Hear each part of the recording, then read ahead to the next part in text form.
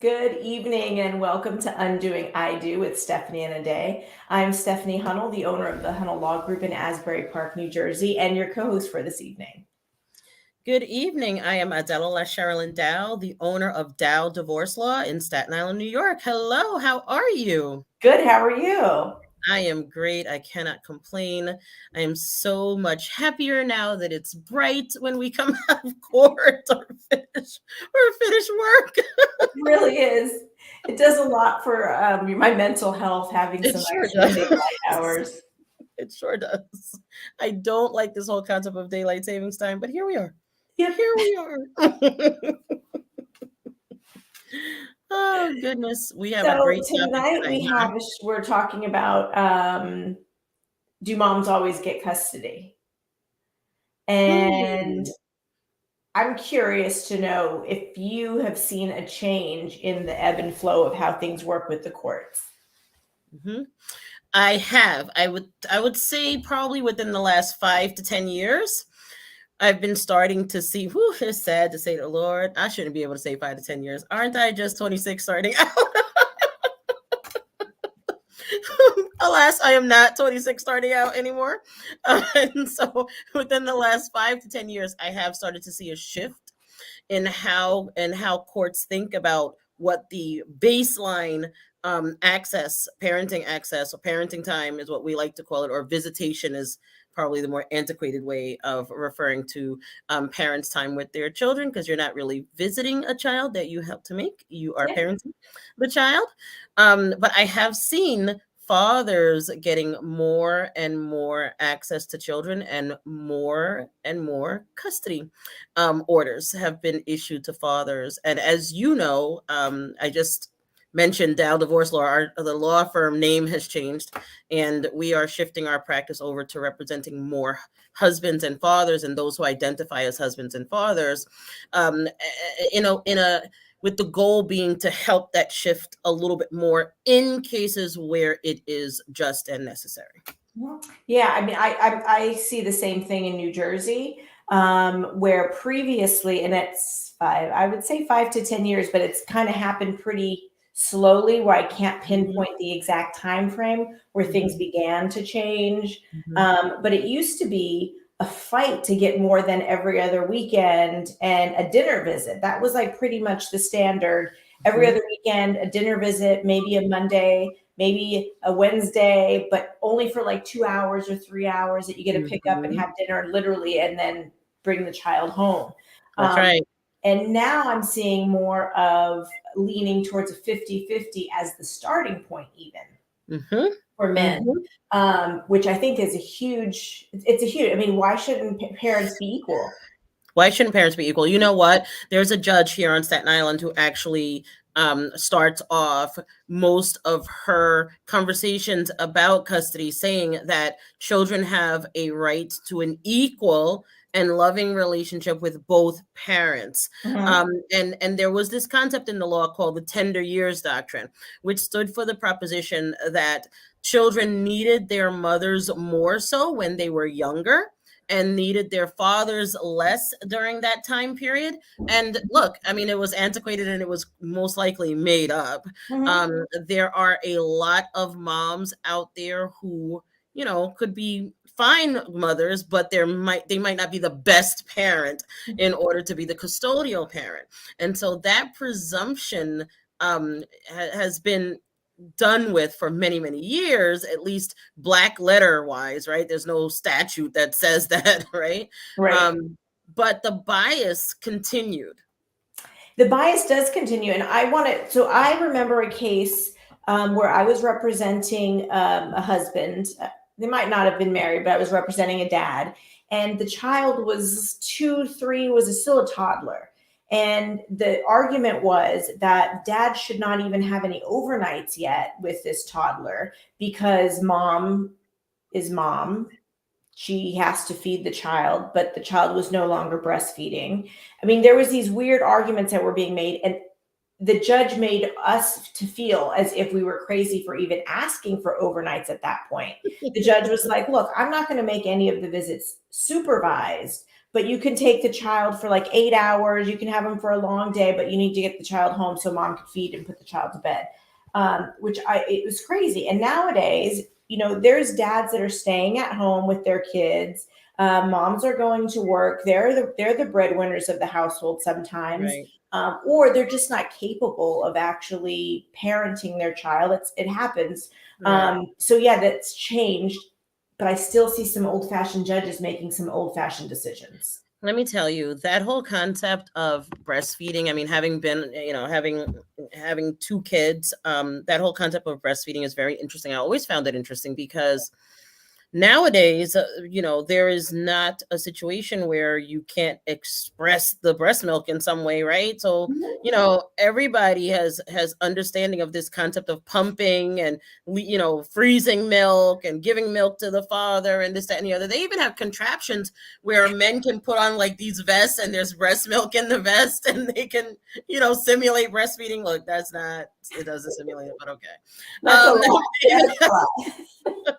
They even have these contraptions. So that kind of argument makes less and less sense. And I never really understand it when it comes up, but it's still very, very successful, isn't it? It's Yeah, amazing. it is. With a brand new baby, sometimes you can kind of understand, especially if the child is not latching. Some babies, when they're born, they have latching issues, or they're not going to take the bottle as much, and then you don't want to confuse them. It's actually a concept. I can't remember what the concept is where the baby confuses the nipple of the breast for the nipple with Yeah, the I bottle. I can't. can't remember what it's called. There's a phrase. There's a term for it. I can't Yeah, remember. there's a term for it, but um is that really a basis to keep a father from having the bonding time and the overnights with the child? And quite frankly, when you have a brand new baby, so there's a lot of issues here. We're talking about the postpartum time where a lot of moms have a hard time. I had postpartum depression with both of my kids.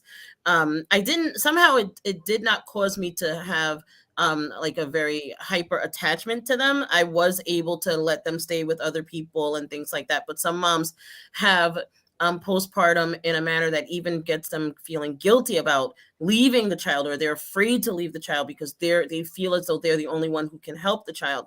And so sometimes, we actually end up not serving women if they're suffering from postpartum, and we're the lawyers who are championing for for their decision that the child should not be with the father at all. There's a Mhm. lot of delicate things that we're dealing with. It's not just the law, right? Right. It's also the psychosocial issues that there may be attendant to both parties. Right. I tend to represent more men as well, but I also want to make sure by men as well, but I want to make sure that my clients are empowered when they're going through this process, that they're Hmm. able to make decisions that are going to lead them to a life that they want to have in the future. Right, So if right. you're saying, no weekends, no overnights, this has to be this way, and you create this pattern, ultimately, when you have to give up those overnights, it's going to be devastating for you. It's probably going to be the transition. The transition is going to be very difficult for the child. The baby doesn't really know. The baby is, the baby's the baby, and they'll get used to whatever the norm is for you. And as long as you, as parents, are okay with it and show at least outwardly that you're okay with it to your children, I think they're going to be okay as well, and they're going to help transition more appropriately. But Yeah, I agree. I I've agree. been guilty of making the arguments that are female biased in the past. I haven't done it in decades, but I for sure did it early on because those are the arguments you make for your clients. Those are the arguments you make, and that's how we were taught, quite frankly. I mean, we've been practicing for, I've been practicing nearly 20 years now. These were the arguments that we were taught to make by our mentors and those people who were paying us at that time. Now we work for Right. ourselves. So. And the practice has changed too. I talk about empowering, and I know you talk a lot about empowering your clients as well. That never was a concern. No. That's not what you're worrying about when you're getting through these divorce cases. It was like, this is what we do. You split the assets. You do this. It was some things were very formulaic. Formulaic. Formulaic. Hmm. And that was it. I mean, now I'm like, look, here's what you need to learn how to do. Do you really want this? Because in 6 months, when you want your weekends free so you can go out and have a life, because you're going to want that, Right. you're setting yourself up for failure. That's right. And you're setting the child up for failure. And you're actually setting dad up for failure too. Mhm. Because now dad has, depending upon, you have to be careful, right? Sometimes we'll have moms who come to us and the children are like 10 and 11, 12, and they're like, oh, the father doesn't spend as much time and this. And I'm like, okay, well, how did we start this? How did we start this relationship?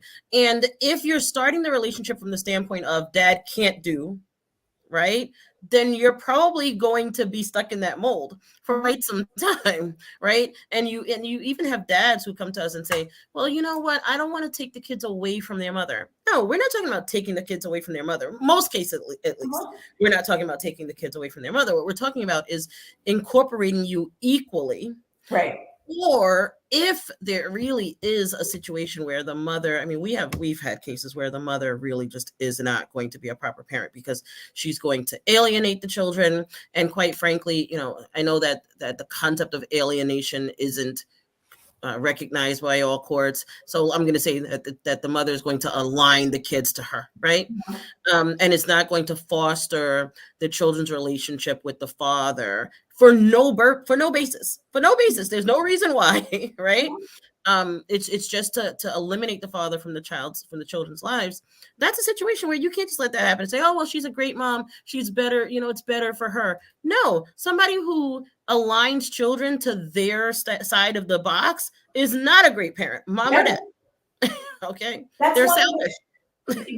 I agree with you 100%. They are selfish. And that's one of the criteria and one of the early cases regarding custody and parenting time and what you have to look at when you're balancing certain factors. One of the factors is whether or not that parent has the ability to communicate and get along and put their differences aside for the best interest of the children or the child. And doing exactly what you were just saying is not in the best interest of the child. It's hard sometimes when you hate your spouse or you hate your ex and you have to like put on a happy face and say, yes, oh, yep. You say goodnight to dad, say goodnight to mom. I mean, you may not want to, you may want to like shoot daggers at this person, but in front of your kid, you should absolutely be able to put that aside and know that having a healthy relationship with both parents is always better for a child. And it is hard. Yeah, it's always better. And it's very hard. And this is where we have to say, look, I had a client this week who was like really upset at his wife, the children's mother, and for good reason. But I had to say to him, look, we're gonna have to get past this because at some point I'm gonna be out of your life. Her attorney's gonna be out of your life. You all are not going to be able to call us up and have us negotiate these little things in your life that need to go on for you to be good parents to your kids. So somebody has to go to therapy. Somebody has to go to therapy. And if that doesn't happen, you are going to end up continuing to poison the well of the co-parenting relationship. And it's going to poison your kids in some way, even if it's not poisoning the kids against one of you. It's going to cause the children to have some kind of mental health impact. And look, we want healthy adult children. We want you to raise healthy adult children because they're going to become parents or they're going to just live in society. And we want them to, not come with all of this baggage that might transpire when you have these unhealthy relationships with your ex and when you make certain comments. Because look, the children are part of both of you. And when you're putting one parent down, the children will really take that in as that's the bad part of them. I don't want to be like mom. I don't want to be like dad. Whatever comments you're making, they internalize that whether they want to or not. You also mentioned, co-parenting. We've talked about this on shows before, but do you think that there's going to be any kind of a shift since there is now a shift with the parenting time between two parents of maybe pushing co-parenting therapy and learning how to co-parent as like classes as opposed to what do we have the parenting coordinators that are being pushed on people? I don't know why parenting coordinators are being pushed on people. The parent coordinator is usually an attorney or a social worker, but they're expensive as heck. All right, not to put them out of business because there are some excellent parent coordinators out there. But I think that the majority of people are not able to even afford that service, especially on a a long-standing basis, paying somebody hundreds of dollars an hour. This is not, $150 an hour that you're going to, or for a session that you're going to pay with somebody. And I think that, but I'm not ready yet to say that courts are going to say, okay, go to do co-parenting therapy, because there's going to be a slippery slope with really what the court can order people to do. Especially if it requires individual therapy and there isn't a particular danger to the child, right? So, but what I am seeing a lot of, and you're probably seeing it in New Jersey too, is the judges relying more upon mediation, but it's also going to cause the same kind of issue. Maybe a mediator might be a little cheaper in some instances, but I'm not seeing a whole bunch of co-parenting therapy being ordered, and I think it's probably detrimental. I think that we have to really still get past the stigma of people engaging in therapy, and I think that once that's done, perhaps we will have more co-parenting therapy being done. But we really need to make sure that people are going to engage in it. And I find, at least personally in my practice, that even though I recommend everyone have a therapist when they're going through a divorce, people are kind of reluctant still. Yeah, there is a stigma attached to it. And I'm seeing more commercials. There's something that they're trying to make it a little more mainstream. I'm seeing like His and Hers. And they're talking about therapy, and they have some pretty big names people that are talking about therapy and trying to make it more normal, which normalize it. So I think that's great. But I see the same thing. I see people, and I have to say, I see more men that are hesitant to even discuss going to therapy than women. And I hope that's changing as well, because as the tides are changing with custody and parenting time, I think with men taking on these roles and knowing that they can take on these roles, maybe they'll be more inclined to engage. Or we should call it something else. Call it, co-parenting education 101. I mean, I don't know. Call it whatever like a series. Right. Something that just teaches you. I have a client now, the two of them cannot get out of their own way.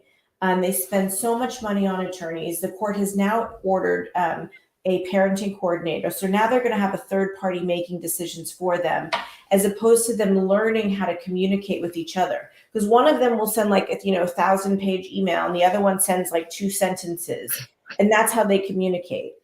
Yeah. For years. And both of those things are triggering for various reasons. Exactly. And I'm sure they trigger each other on purpose, because they think one person's trying to get at one other person, and probably independently, they both think, I just want to be reasonable and get along. Like, I don't think they're doing it maliciously at this point. I just think they do not know how to communicate with each other. Yeah. And that's a dangerous situation. I mean, look, the bottom line is that you chose this person to be the parent. We did not choose the person. I had this conversation with somebody the other day. We weren't there. We did not choose the person.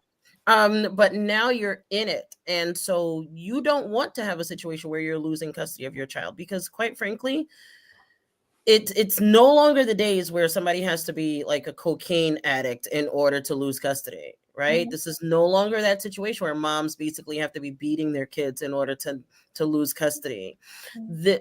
Courts are being very sensitive to parents who are trying to champion a child to do something or not do something. They're being very sensitive to, mothers who are not allowing fathers to see the children.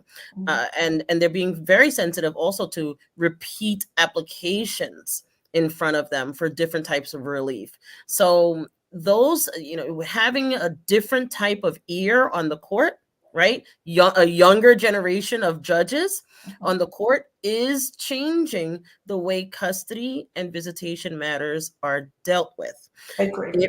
It might take longer for a mom to lose custody, but it is entirely possible, and judges are doing it more and more. And in New Jersey, there's a court rule that provides for a transfer of custody as a sanction for some of these things. So if you have repeated applications where you're violating parenting time orders, custody orders, taking your child to the doctor without, discussing it with the co-parent, and you're repeatedly before the court, they have the authority per the court rules. It doesn't even have to be a change of circumstance if the court is inclined to do that. And I think, like what you said, I think the younger judges may be more inclined to take those steps. And what you just said made me think about the presumption in New Jersey with respect to domestic violence situations. And you see, there are a lot more men who are filing for restraining orders in the state of New Jersey, orders of protection in the state of New York. When I represent men, the biggest thing that happens is that they say, "Oh, but that's the mother of my child, and I don't want her to go to jail, or I don't want her to get arrested, or I don't want." But on the reverse, people don't think twice about sending, calling the cops on a dad.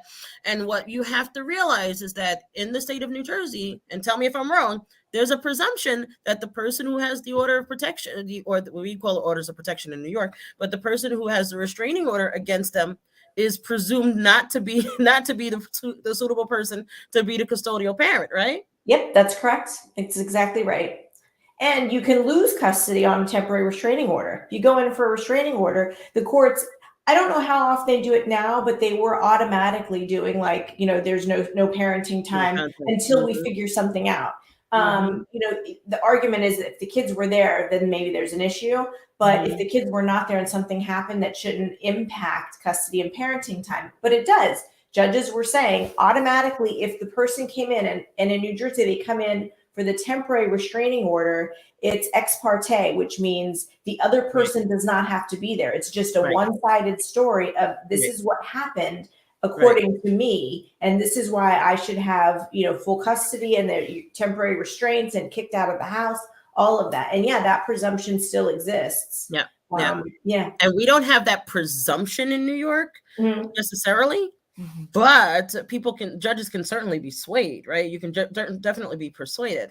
And I have been successful at getting interim custody of children for husbands and fathers in the past, in the not so distant past, just by virtue of having these ex parte orders and these ex parte conversations with judges, because again, like you said, they're ex parte in New Jersey, they're ex parte here in New York as well.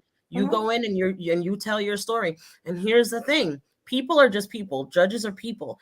They don't want to take the chance that the story that you're telling is real and is true. And then they just let Johnny and Sally go back, to mom, and mom is out here downing, fifths of vodka and putting the kids in the car. Right. So these are things you have to be very, very careful about. Yeah. It's in the news. I mean, people, they're human. You see, people that there's restraining orders and now they're out shooting their spouse and kids. And I mean, there was just one a couple of weeks ago I saw.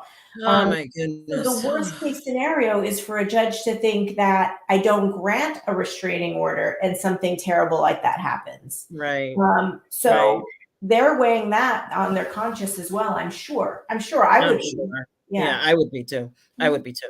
It's very difficult, and quite frankly, it's difficult. I'm not envious of the judges' positions. We all have our opinions about who gets it right and who gets it wrong, but I'm not envious of their positions, because quite frankly, I think I would be devastated. Even as an attorney, I'd be devastated to see that something like that happened to my client, let alone being the person who had the determining, act of, oh yeah, let me just let this person back out and look what happens, Right. I totally agree with that. Oops. Sorry, I thought my computer froze for a second. Yeah. So, the bottom line is that moms don't always get custody. Look, where I've been seeing it more nowadays. Sound like my mom when I say nowadays, but where I've been seeing it more these days is with respect to people who are addicted to oxy, all kinds of other painkillers, and that type of stuff.